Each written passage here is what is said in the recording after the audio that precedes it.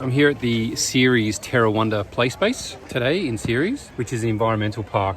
This playground was based on a clod of earth scaled up 500 times. Let's go take a look. I'm really excited to see how an amazing group of artistic people can turn the concept of a playground on its head and use interesting materials in a really creative way, but still have it comply with local safety standards and other things which are super important and need to be complied with. And they've gone through all of those steps along the way, and I've been part of the committee and helped on some of those fronts. And there's a lot of points of contact here with shovels and other things as you walk into the space. This is the beautiful gate. There's some really interesting uses of materials here, which I love. It's got some bluestone from the local area, and a lot of the garden beds are surrounded by caterpillar tracks, recycled caterpillar tracks, which are non-recyclable, so upcycled. And a lot of the sculptures in the garden are from old earth-moving equipment that would have been used in the quarry here, which is really cool. We've got the huge earthworm on the hill here, or caterpillar,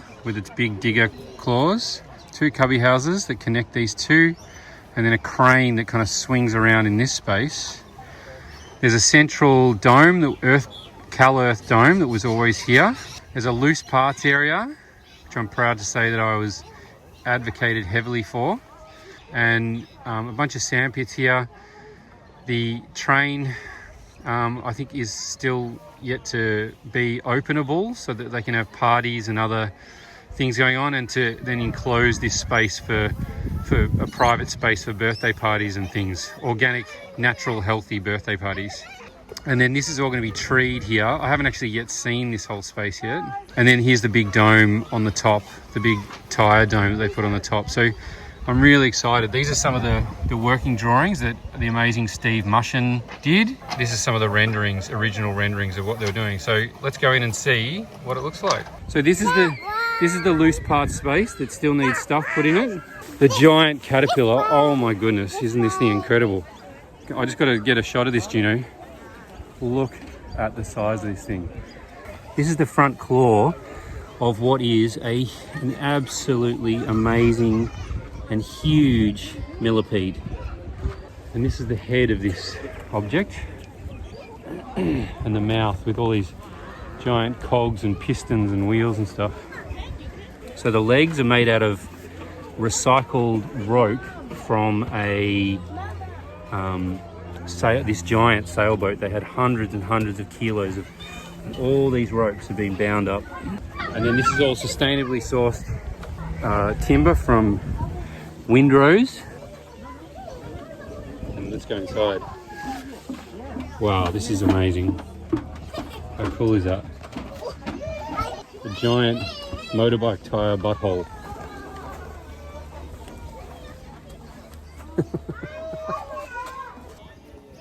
Man, this is amazing. Look at those legs. And then up here is the giant turret. Kind of like an old school steampunk pirate ship, but on a giant millipede.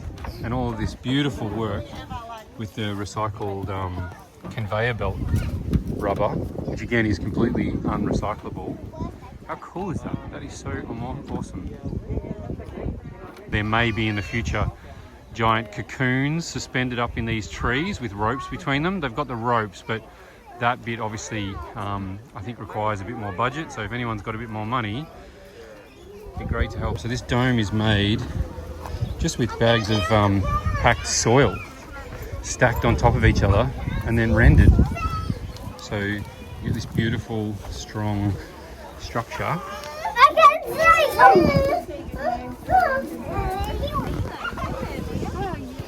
So all the doorways are full. So there's this beautiful, earthy, warm space. Here we go. What are we doing? Amazing. So you can see the bag layers.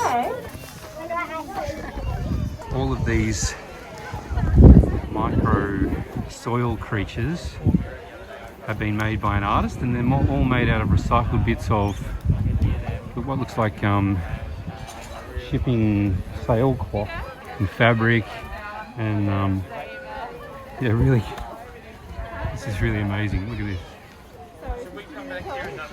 All these different little microorganisms creating part of the shade. in the net, which is really amazing. I love this too. So the caterpillar tracks on the back sides of them have these amazing teeth on them, all made out of rubber, which have created this sort of, all these different challenging steps to the top space. And then nestled in the trees up the top of the space. So we're quite high up here. We've got this giant car tire dome with ropes hanging here.